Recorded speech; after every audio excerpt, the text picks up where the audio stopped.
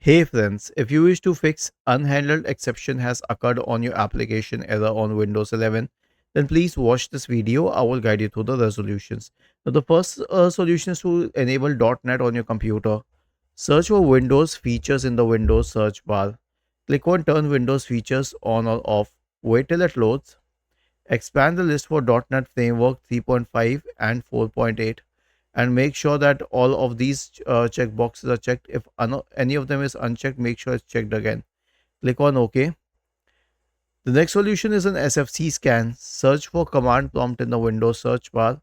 Click on Run as Administrator. Type the command SFC space / scan now and hit enter to invoke the SFC scan.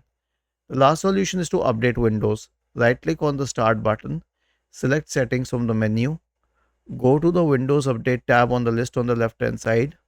Click on Check for updates in the right pane. Was this helpful? If yes, then please subscribe to the channel. If not, then let us know in the comment section of the video on how we could help you further. Thank you for watching this video and have a nice day.